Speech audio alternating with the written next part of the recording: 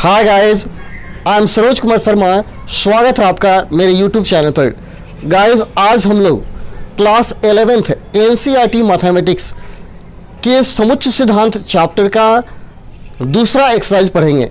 इसमें मैं आपको बताऊंगा एक्सरसाइज 1.2। इसके पहले वाले वीडियो में मैं आपको एक्सरसाइज 1.1 बता चुका हूं।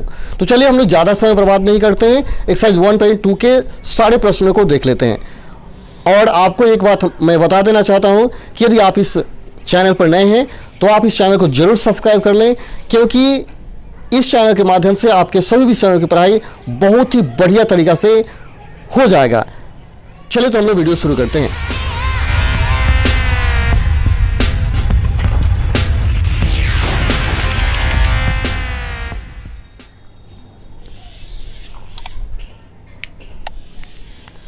सबसे पहला प्रश्न है, निम्नलिखित में से कौन से रिक्त समुच्चय के उदाहरण हैं। यानी आपके सामने कुछ क्वेश्चंस दिए गए हैं, उसमें से आपको चुनना है कि कौन रिक्त समुच्चय है। रिक्त समुच्चय का मतलब हुआ कि वह समुच्चय जिसमें एक भी सदस्य न हो रिक्त समुच्चय कहलाता है। यानी खाली एम्प्टी सेट, नॉल सेट इसको बोलते हैं, ठीक है, जिसमें एक भी सदस्य ना हो। तो देखिए पहला क्वेश्चन दिया है, 2 से भाज्य विषम प्राकृत संख्या। 2 से भाज्य विषम प्राकृत संख्या। तो देखिए 2 से भाग लगने वाला ऐसा कोई विषम संख्या होता ही नहीं, और तो यह क्या है, रिक्त समुच्चय है। कह रहे 2 से भाज्य हुआ लेकिन विषम संख्या। तो विषम संख्या क्या होता है, 1 3 5 7, लेकिन उसमें 2 से भाग नहीं लगता है, और तो ऐसा कोई संख्या नहीं है जो 2 से भाज्य हो विषम हो, और तो यह क्या है, रिक्त समुच्चय है। दूसरा है सम अभाज्य संख्याओं का समुच्चय। सम हो लेकिन अभाज्य हो। तो सम और अभाज्य है वो क्या है, 2 है जो सम भी है और अभाज्य। जैसे देखिए मैंने लिखा है समभाज्य संख्या का समुच्चय 2 है। यह एक रिक्त समुच्चय नहीं है, यह रिक्त समुच्चय नहीं है, जबकि 2 से विषम प्राकृत संख्या नहीं हो, अतः यह रिक्त समुच्चय है, ठीक है। तीसरा क्वेश्चन देखिए, तीसरा दिया है x एक प्राकृत संख्या है और x < 5 और साथ ही साथ x > 7, यानी 5 से छोटा और 7 से बड़ा। तो ऐसा कोई संख्या होगा जो 5 से छोटा हो और 7 से बड़ा हो। 7 से बड़ा हो तो 5 से छोटा होगा ही नहीं, और तो ये भी क्या रिक्त समुच्चय है। कहता है x y सच y कि 2 समानांतर रेखाओं का उभयनिष्ठ बिंदु है। 2 समानांतर रेखाओं का उभयनिष्ठ बिंदु है। तो देखिए 2 समानांतर रेखा से जाएगा तो कौन बिंदु मिलेगा, एक भी बिंदु नहीं मिलेगा, एक भी बिंदु कहीं नहीं मिलेगा, अभी रिक्त समुच्चय। यानी आपका यह रिक्त हो गया, यह रिक्त हो गया और एक रिक्त हो गया, सिर्फ 2 रिक्त समुच्चय नहीं है। जैसे देखिए मैंने इसका आंसर लिख दिया है, 2 से भाज्य कोई भी विषम प्राकृत संख्या नहीं है, और तो यह रिक्त समुच्चय नहीं है। दूसरा लिखा है समभाज्य संख्या का समुच्चय 2 है, यह रिक्त नहीं है, ठीक है। पहला रिक्त हो गया, दूसरा नहीं। 5 से छोटा और 7 से बड़ा कोई प्राकृत संख्या नहीं हो सकता, अतः यह रिक्त है। समानांतर रेखाएं कहीं भी नहीं मिलती है, अतः यह रिक्त समुच्चय है। यानी आपका 1 3 और 4 रिक्त है तथा 2 रिक्त समुच्चय नहीं है, ठीक है। दूसरा देखिए, निम्नलिखित समुच्चय में से कौन परिमित और कौन अपरिमित समुच्चय पहचानिए। तो परिमित का मतलब हुआ कि वह समुच्चय जिसके सदस्यों की संख्या को हम गिन सकें, परिमित समुच्चय कहलाता है। अपरिमित वह समुच्चय जिसके सदस्यों को हम नहीं गिन सकते, अपरिमित कहलाता है। तो देख लीजिए यहाँ आपके सामने वर्ष के महीनों का समुच्चय, आप महीना को गिन सकते हैं तो परिमित हो गया, लेकिन 1 2 3 4 डॉट दे दिया, अब कहाँ तक जाएगा नहीं पता। और तो दूसरा अपरिमित, पहला परिमित दूसरा अपरिमित, और तीसरा 1 से लेकर के 9 तक यह परिमित हो, 100 तक यह परिमित हो गया। चौथा कहता है 100 से बड़े धन पूर्णांक का। तो 100 से बड़ा कितना धन पूर्णांक होगा, और तो यह अपरिमित हो गया। 99 से छोटा अभाज्य पूर्णांक, तो यह भी परिमित हो गया, क्योंकि 99 से छोटा कौन कौन अभाज्य पता चल जाएगा। तो देखिए मैंने सबको डिटेल्स कर दिया। यहाँ वर्ष में 12 महीने होता है, तो यह परिमित समुच्चय, हम इसको गिन सकते हैं। वर्ष में कितना महीना हम काउंट कर सकते हैं, अगर काउंट कर लिए तो परिमित हो गया, और तो यह परिमित है। समुच्चय 1 2 3 4 में अनंत अवयव नहीं है, मैंने ये कहाँ तक जाएगा यह नहीं पता, होता यह अपरिमित हो गया। तीसरा कहता है समुच्चय इतना में कुल 100 अवयव है, अतः यह परिमित है। एंड जिसके सदस्यों को हम गिन सके परिमित है, जो नहीं गिनाएगा वो अपरिमित। जैसे देखिए 100 से बड़ा पूर्णांक कह रहा था, यह भी क्या है, अनंत तक कहाँ तक जाएगा नहीं पता है, और तो यह अपरिमित हो गया। लेकिन 99 से छोटा कहेगा तो यह परिमित है, इसके सदस्यों को हम काउंट कर सकते हैं, यह तो परिमित समुच्चय। तो इस तरह लिख लेंगे कौन परिमित है कौन अपरिमित, और दोनों का परिभाषा भी आप लिख लेंगे। जिसके सदस्यों की संख्या को हम गिन सके परिमित, और जिसके सदस्यों की संख्या को हम नहीं गिन सकते वह अपरिमित समुच्चय कहलाता है। तीसरा क्वेश्चन है, निम्नलिखित समुच्चय में से प्रत्येक के लिए बताइए कि कौन परिमित और कौन अपरिमित है। सेम पहले की तरह आपको बताना है। तो देखिए पहला कहता है x अक्ष के समानांतर रेखाओं का समुच्चय। तो देखिए x अक्ष के समानांतर, जैसे x अक्ष और y अक्ष दिया गया है, जैसे अगर लिखा है x अक्ष और y एक्सिस होता है ना जी, x अक्ष हो गया, एक्स डैश हो गया और वाई डैश हो गया। तो एक्स के समानांतर कितना रेखा जाएगा आप बता सकते हैं, अनंत जाएगा, अतः यह अपरिमित हो गया। दूसरा कहता है अंग्रेजी वर्णमाला के अक्षरों का समुच्चय, यह परिमित हो गया, क्योंकि अंग्रेजी वर्णमाला में 26 को अक्षर ही होता है, अतः यह परिमित है। उन संख्याओं का समुच्चय जो 5 के गुणज है, तो 5 के गुणज क्या है, 5, 10, 15, 20, 25 बढ़ते जाएगा इस तरह, ये भी अनंत तक जाएगा, अतः यह अपरिमित हो गया। इसका चौथा कहता है पृथ्वी पर रहने वाले जानवरों का समुच्चय। अब जानवर गिन लीजिए कितना जानवर है, ये भी नहीं काउंट कर सकते हैं, अतः अपरिमित है।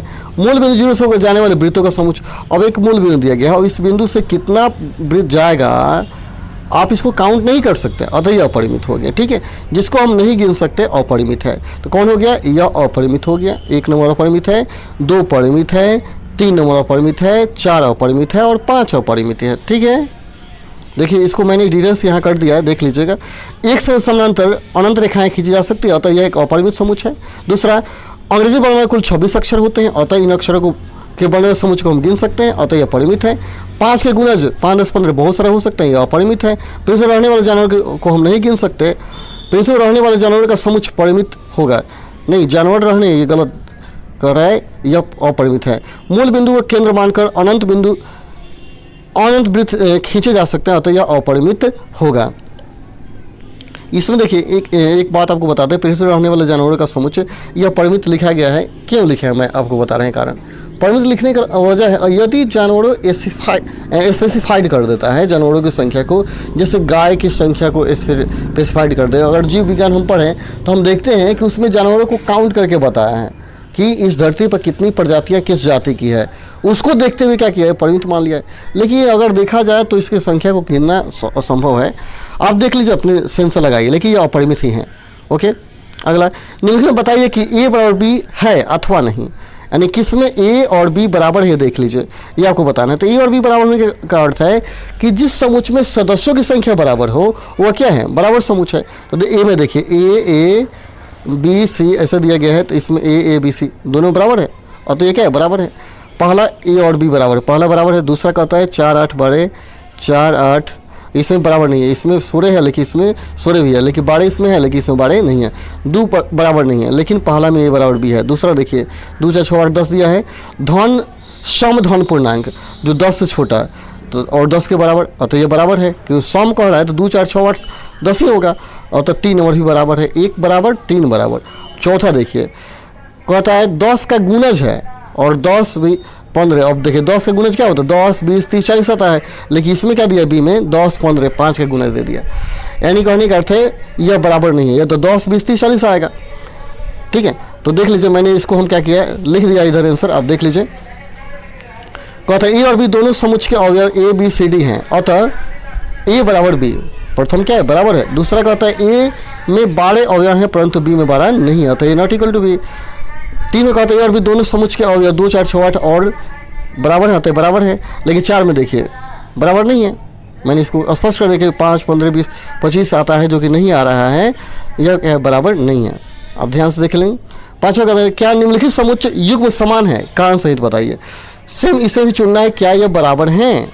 तो देखिए ए में 2, 3 दिया है, बी में कहता है x² + 5x + 6 = 0 का एक हल है। तो आप क्या करेंगे, इसको समीकरण को हल करेंगे। तो x² + 5x + 6 दिया है बराबर 0, तो इसको हल कीजिएगा तो 3x प्लस क्या आएगा, 2x फैक्टर होगा ना जी। इसको थोड़ा सा हल कर लेंगे, तो हल कीजिए तो x² प्लस क्या आ गया, 3x + 2x + 6 बराबर 0।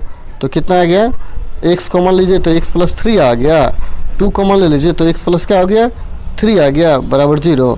तो x बराबर एगो आएगा -2 और एगो x बराबर -3, दोनों -2 और -3 आ रहा है, इसका सोल्यूशन होता है बराबर नहीं, ए बराबर बी नहीं है। अब देखिए इसमें क्या होता है, 2 में ए बराबर एफ हो तो इसको अलग करके लिखेंगे, जैसे एफ लिखेंगे, ओ लिखेंगे, एल लिखेंगे और डब्ल्यू लिखेंगे, एफ ओ एल डब्ल्यू। तो देखिए इसमें है ना एफ एल डब्ल्यू, यानी 2 में ए और बी दोनों बराबर है, अतः 2 बराबर समुच्चय। जैसे देखिए मैंने इसका आंसर भी यहाँ लिख दिया है, ए बराबर 1, 2 और बी बराबर, इसका हल करेंगे तो -2 -3 आ रहा है, अतः ये बराबर नहीं है। लेकिन 3 में देख लीजिए ए और बी दोनों बराबर है, अतः ए और बी क्या है, बराबर हैं। ठीक है, 6ठा क्वेश्चन देखिए, नीचे दिए गए समुच्चय में समान समुच्चय का चयन कीजिए। इसमें भी बराबर समुच्चय बताना है जिसमें ए और बी कौन कौन बराबर है। तो देख लीजिए इसमें ए में 2, 4 8 बार दिया है और किस में 2 4 8 बार दिया, देख लीजिए, इसमें किसी में नहीं है। इसमें बहुत सारा समूह दिया है, उसमें से आपको चुनना है, यानी ए किसी के बराबर नहीं है। फिर बी को देखिए, 1 2 3 4, 1 2 3 4, बी और डी बराबर, देख लीजिए, बी बराबर आपका क्या है, डी है, B is equal to D. इसका सी देखिए किसी के बराबर है, सी भी बराबर नहीं है। ई देखिए, ई बराबर जी, ई और जी बराबर है, तो आप लिखिएगा ई बराबर जी, और एच किसी के बराबर नहीं है, यानी ए बराबर डी हो गया, ई बराबर जी हो गया। तो मैंने यहाँ लिख दिया, देख लीजिए, देख लीजिए, यहाँ लिखा है बी बराबर डी लिखा और ई बराबर जी मैंने लिख दिया। इसमें और समान है और तो ये बराबर है। ठीक है, चलिए यहाँ आपका चैप्टर खत्म हो जाता है। आप इस चैप्टर को अच्छा से तैयार कर ले, फिर मैं आपको अगला चैप्टर अगले वीडियो में बताऊंगा। तब तक के लिए धन्यवाद। जय हिंद, जय भारत।